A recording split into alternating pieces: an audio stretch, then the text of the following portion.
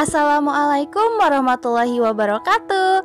Hai halo semuanya. Kembali lagi bersama saya Fitri. Kali ini saya akan berbagi alur cerita drakor yang lagi trending di bulan ini loh, yaitu berjudul Startup yang dibintangi oleh mantan Lee Min Ho, Bae Suji. Buat kalian yang belum nonton video sebelumnya, bisa dilihat di deskripsi dan di atas layar. Baik, kalau begitu kita langsung saja ke alur ceritanya. Check it out. Diceritakan seorang pria yang sedang berolahraga treadmill di apartemennya, yaitu Nam Jo Hyuk, berperan sebagai Han Ji Pyong. Setelah berolahraga, dia berbicara kepada Yong Sil, yang tak lain adalah robot yang ada di dekatnya. Lalu ia menanyakan jadwal hari ini dan cuaca hari ini. Dan Yong Sil pun bilang, hari ini Dewa Takdir akan meniupkan angin sepoi-sepoi ke kehidupanmu yang tenang. Han Ji Pyong pun marahlah. Lalu dia pergi dan Yong Sil pun berbicara lagi. Kau akan bertemu seseorang dari masa lalu di tempat yang tak terduga. Saat itu di Korea ada sebuah perusahaan baru yang bernama Sandbox.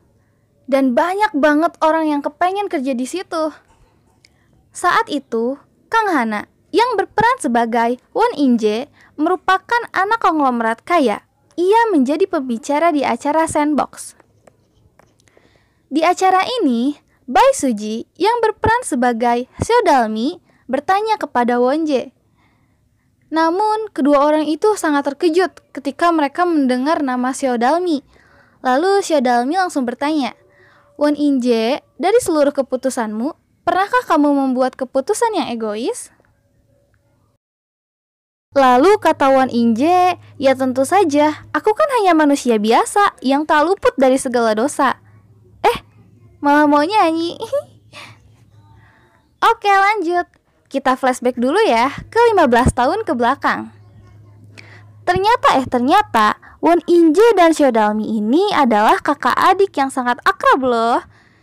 Hingga pada suatu hari, ibunya minta cerai kepada suaminya karena tidak setuju gara-gara suaminya mau keluar dari pekerjaannya dan ingin membangun perusahaan baru sendiri.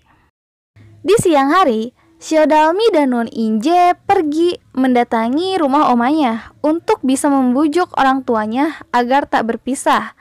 Dan mereka pun pergi mengikuti ayahnya secara diam-diam ke kantor. Pas tiba di kantor, ternyata mereka melihat sang ayah di sana tidak diperlakukan dengan baik oleh bosnya. Lalu mereka berdua memberitahu sang ibunda. Namun, ibunya tidak peduli. Dia hanya mementingkan egonya sendiri. Mendengar ini, ayahnya pun sangat kecewa dan memutuskan untuk menceraikan ibunya.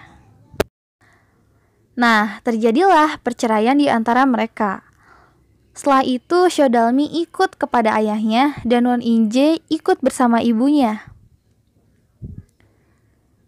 Diceritakan Han Ji Pyong kecil, seorang anak yatim piatu.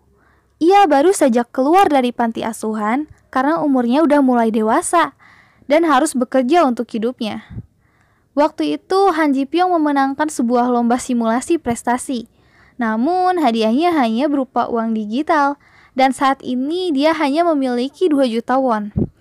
Sebenarnya dia mau menginvestasikan uang tersebut, namun sayangnya bank menolaknya karena faktor umurnya yang masih muda. Dan malam pun tiba. Hujan sangat deras saat itu. Han Ji Pyong muda yang tak punya tempat tinggal dikejutkan oleh neneknya Seo Dalmi dan dia disuruh bermalam di rumah si nenek. Lalu dia pun terpaksa bermalam di rumah si nenek itu. Keesokan harinya, si nenek pun tersadar kalau uangnya masih tersimpan di toko itu. Ketika itu si nenek panik, lalu dia balik lagi ke toko. Tapi pas dicek, uangnya masih ada, gak diambil sama sekali sama si Han Ji Pyong. Nah, sejak saat itulah si nenek memanggil Han Ji Pyong muda dengan sebutan anak baik karena dia sangat bisa dipercaya. Kemudian Han Ji Pyong membuatkan si nenek ATM supaya uangnya aman. Bahkan nenek tersebut percaya uangnya yang di ATM dipegang oleh Han Ji Pyong. Dan di saat itu Han Ji Pyong punya ide untuk menginvestasikan uang tersebut untuk kelak saat uangnya terkumpul, dia akan membelikan uangnya untuk tempat tinggalnya. Kini Xiaodalmi berpisah dengan kakaknya. Lalu nenek Dalmi pun punya rencana untuk menghibur cucunya itu dengan cara menuliskan surat palsu dari seorang laki-laki, dan seolah-olah si pria itu menyukai Dalmi. Di surat itu ditulis atas nama Han Ji Pyong. Tapi dia bingung celingukan buat namanya. Dan ia pun melihat tumpukan koran. Ia mengambil koran paling atas. Kebetulan ada berita dosen menerima penghargaan di halaman paling awal. Jadilah di surat itu dengan nama dosen.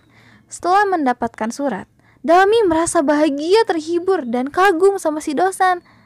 Sampai-sampai dia bilang kepada ayahnya.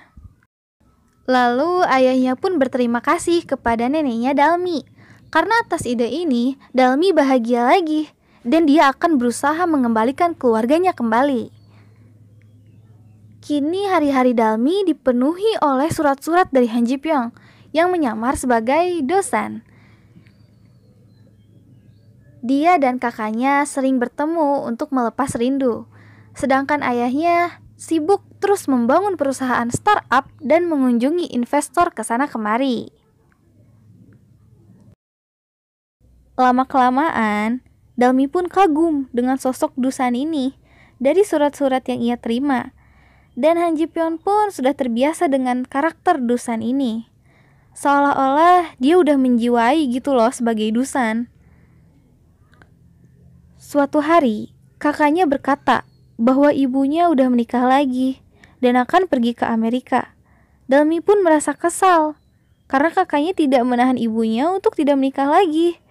Sedangkan ayahnya sudah berencana untuk rujuk dengan ibunya dan berkumpul lagi bersama-sama. Namun, kakaknya menolak dan meremehkan ayahnya yang sangat payah. Bahkan dia menjadi sombong. Dia merasa bahwa pilihannya memilih ibunya jauh lebih baik dibanding memilih ayahnya. Lalu mereka pun bertengkar. Kembali lagi ke masa depan.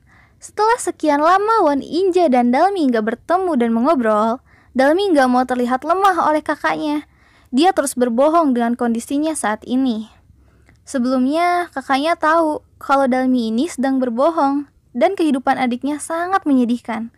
Dengan sombongnya lagi, dia bilang bahwa pilihannya memilih ibunya jauh lebih baik dibanding memilih ayahnya. Dalmi pun gak mau kalah dan berkata ia akan menghadiri pesta relasi bersama pacarnya sambil menahan kekesalan terhadap kakaknya. Di jalan pulang, Han Ji Pyong melihat Dalmi yang bertingkah aneh karena frustasi akibat berbohong. Lalu, Han Ji Pyong mengikuti Dalmi dari kejauhan.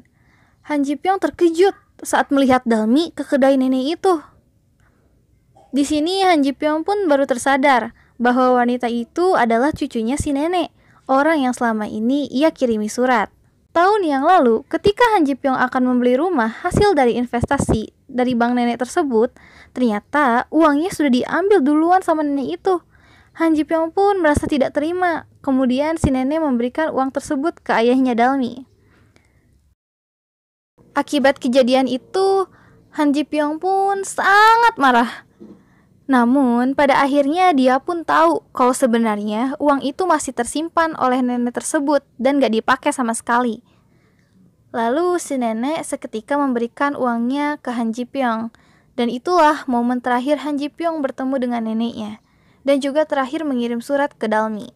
Ketika Han Ji Pyong duduk sendirian di stasiun, tiba-tiba nenek itu datang dan membawakannya sepatu baru. Lalu nenek itu memasangkan sepatu tersebut ke kakinya Han Ji Pyong. Kemudian nenek itu duduk di sampingnya Ji Pyong sembari berkata, "Berjanjilah kepadaku jika kau nanti akan sukses." Lalu Ji Pyong menjawab, "Jangan begitu, akan kubayar sekarang. Kau pasti mau minta banyak nanti." Lalu nenek itu menjawab, "Jangan hubungi aku lagi jika kau sudah sukses. Jangan hubungi aku setelah kau kaya, menikah, dan hidupmu baik. Aku tak mau merasa iri." Tentu saja Ji Pyong terhenyak mendengar nenek meminta itu. Nenek itu berbicara lagi. Ia berkata, "Namun, hubungi aku jika kau susah. Datanglah lagi jika kau tak punya tempat untuk berlindung. Jangan kesusahan sendirian. Kembalilah, kau tahu tempat kuncinya kan? Ji Pyong mengalihkan pandangannya. Dia tak mau nenek itu tahu kalau dia sedang menahan tangis. Akhirnya tiba juga waktu Ji Pyong untuk pergi. Ji Pyong mulai melangkah maju menuju pintu masuk.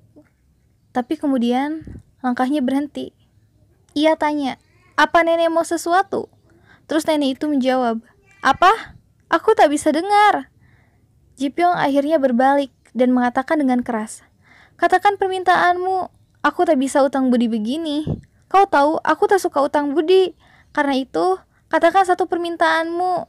Lalu nenek itu menjawab, "Ku bilang aku tak perlu. Cepat naik, kau harus terus sehat." Ji Pyong pun melangkah lagi ke pintu. Tapi kemudian dia berbalik. Dia berlari ke pelukan si nenek. Dan Ji Pyong pun menangis. Saat itu ayahnya Dalmi akan bertemu dengan investor. Kondisinya sangat kacau karena tertabrak oleh mobil. Namun dengan semangatnya, ia langsung melanjutkan pergi ke kantor tersebut. Dan di sana, ia bisa meyakinkan para investor tentang bisnisnya. Alhasil, berhasil. Namun, kondisinya sangat tidak karuan. Di dalam lift, dia bertemu dengan salah satu seorang investor. Lalu dia berkata, "Berharap bisnis ini seperti pasir, bukan aspal. Ketika terjatuh, tidak sakit." Hal ini terinspirasi dari anaknya yang bermain ayunan dan meminta ayahnya untuk memberi pasir agar dia tidak sakit ketika terjatuh. Ayahnya Dalmi di halte menunggu bus datang. Dia sudah membeli ayam goreng. Tak lama kemudian, bus datang. Tapi saat sedang menuju kursinya, dia tiba-tiba saja terjatuh dan bungkusan ayam gorengnya tercampak ke lantai bus. Seorang pria, sepertinya supir bus, membantunya duduk. Ia mulai tak bisa bicara normal. Dengan suara tersenggal, ia minta pria itu mengambilkan ayam gorengnya yang terjatuh. Berselang beberapa menit, kondisinya sangat parah. Dan kemudian dia meninggal di dalam bus sebelum dia berhasil mewujudkan mimpinya. Kita kembali ke masa sekarang, di mana Dalmi sedang menulis surat untuk Dosan. Dalmi bilang, jika Dosan tak ada, pasti akan menjadi musim semi penuh penyesalan. Karena ia harus melepas orang yang ia cintai tanpa sempat mengatakan ia mencintainya. Dalmi berterima kasih karena Dosan sudah menemaninya musim semi tahun itu. Han Ji Pyong yang sukses bertemu dengan neneknya Dalmi setelah tidak bertemu 15 tahun lamanya, dia berencana untuk mengembalikan uangnya kembali. Lalu mereka pun mengobrol. Hubungan mereka masih sangat akrab. Adegan lalu berpindah ke sebuah rumah atap yang merupakan kantor Samsan Tech. Kamera menyorot dua pria muda yang sedang tertidur. Di dinding ada foto Nam Jo Hyuk yang berperan sebagai Dosan dan orang tuanya usai menerima medali emas. Kamera akhirnya menyorot Dosan. Dosan sedang sibuk membuat program pengenalan wajah. Saat berhasil membuat program itu, Dosan senang. Dia teriak, "Berhasil!" Kedua temannya langsung bangun. Mereka senang program Dosan berhasil. Sekian alur cerita Startup episode 1. Terima kasih yang udah nonton. Untuk episode selanjutnya, ditunggu ya, Oni-Oni cantik dan opa-opa ganteng. Jangan lupa di-subscribe, like, share juga ya, biar saya semangat upload drakor selanjutnya. Bye-bye. Saya Fitri pamit undur diri. Wassalamualaikum warahmatullahi wabarakatuh.